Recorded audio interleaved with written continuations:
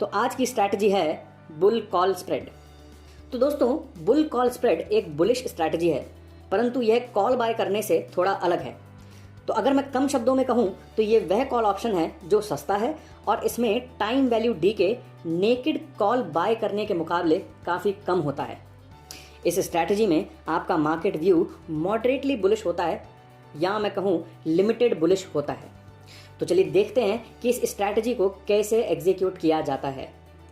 तो यहाँ पर आप किसी स्ट्राइक पर ऑप्शन बाय करते हैं और उससे ऊपर की स्ट्राइक पर एक सस्ता ऑप्शन सेल करते हैं। तो आमतौर पर बाय किया हुआ ऑप्शन एटीएम होता है और सेल किया हुआ ऑप्शन ओटीएम होता है, परंतु आप यहाँ पर अपने अनुसार आईटीएम ऑप्शंस भी डाल सकते हैं।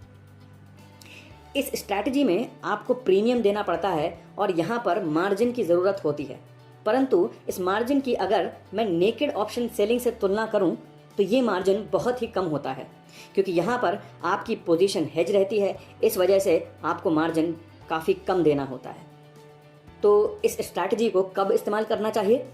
जब आपको एक बड़े परंतु एक लिमिटेड अप मूव की उम्मीद हो।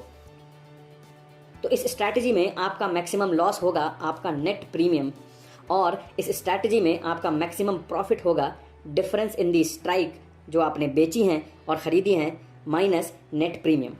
इस चीज़ को और डिटेल में हम पे ऑफ चार्ट पर समझेंगे। तो चलिए अब स्ट्रैटेजी के प्रोज और कॉन्स देख लेते हैं। पहले प्रोज, तो ये स्ट्रैटेजी ऑप्शन बाइंग करने से काफ़ी चीप है, यानी सस्ती है।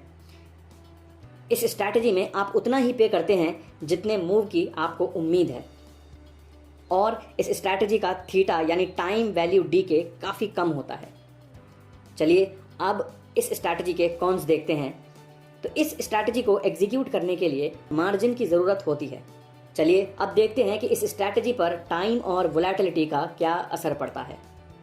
तो जैसे जैसे समय निकलता है यहाँ पर टाइम वैल्यू डी के तो होता है, परंतु ये डी के बहुत ही कम होता है, और जब आईवी ऊपर जाता है तो आपको थोड़ा प्रॉफिट भी होता है।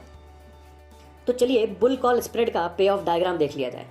तो जैसे ही आप किसी भी स्ट्राइक माने S1 पर कॉल ऑप्शन बाय करते हैं तो उसके लिए आपको प्रीमियम पे करना पड़ता है, और फिर किसी ऊपर की स्ट्राइक माने S2 पर जब आप कॉल ऑप्शन सेल करते हैं तो उसके लिए आपको एक प्रीमियम रिसीव होता है। तो इस स्ट्रैटेजी में आपका जो मैक्सिमम लॉस है वो आपको तब होगा जब आपका स्टॉक S1 स्ट्राइक के नीचे एक्सपायर होता है। तो इस वक्त आपका मैक्सिमम लॉस होगा नेट प्रीमियम, मतलब प्रीमियम 1 माइनस प्रीमियम 2। और इस स्ट्रैटेजी में आपको मैक्सिमम प्रॉफिट होगा जब आपका स्टॉक S2 स्ट्राइक के ऊपर एक्सपायर होता है। तो इस पर्टिकुलर सिनेरियो में आपका मैक्सिमम प्रॉफिट होगा स्ट्राइक के बीच का डिफरेंस माइनस नेट प्रीमियम। तो अगर आपकी स्ट्राइक्स हैं 15,000 और 14,500, तो आपका जो स्ट्राइक डिफरेंस होगा वो 500 होगा।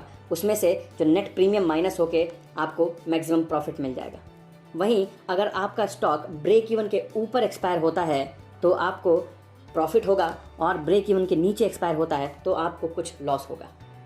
तो चलिए देखते हैं इस स्ट्रैटेजी को आप स्ट्रैटेजी बिल्डर में किस तरह बना सकते हैं। तो जैसे ही आप स्ट्रैटेजी बिल्डर पर क्लिक करते हैं, रेडीमेड सेक्शन में जाते हैं, यहाँ बुलिश सेक्शन में आपको बुल कॉल स्प्रेड स्ट्रैटेजी दिखती है। तो जैसे ही आप बुल कॉल स्प्रेड पर क्लिक करते हैं, स्ट्रैटेजी ऊपर लोड हो जाती है। यहाँ से आप अपनी स्ट्राइक प्राइस चेंज कर सकते हैं और यहाँ से आप अपनी एक्सपायरी चेंज कर सकते हैं। तो ये वो पे ऑफ डायग्राम है जो हमने अभी देखा था। यहाँ पर ब्राउन लाइन आपको बता रही है कि एक्सपायरी वाले दिन आपको कितना प्रॉफिट या लॉस होगा, वहीं ब्लू लाइन आपको बता रही है कि आपकी टारगेट डेट वाले दिन आपको कितना प्रॉफिट या लॉस होगा। तो यहाँ से आप अपना टारगेट डेट चूज़ कर सकते हैं और साथ ही साथ टारगेट टाइम भी चूज़ कर सकते हैं। वहीं यहाँ पर अपनी टारगेट प्राइस चूज़ करके आप अपना प्रोजेक्टेड P&L यहाँ पर एनालाइज कर सकते हैं। इसी के साथ आपको डेटा मिलता है जैसे कि max profit, max loss, break even क्या है, प्रोबेबिलिटी ऑफ प्रॉफिट क्या है, आपको इस स्ट्रैटेजी को एग्जीक्यूट करने के लिए कितने फंड की ज़रूरत होगी, और मार्जिन नीडेड। तो दोस्तों ये है बुल कॉल स्प्रेड स्ट्रैटेजी का एक समरी चार्ट।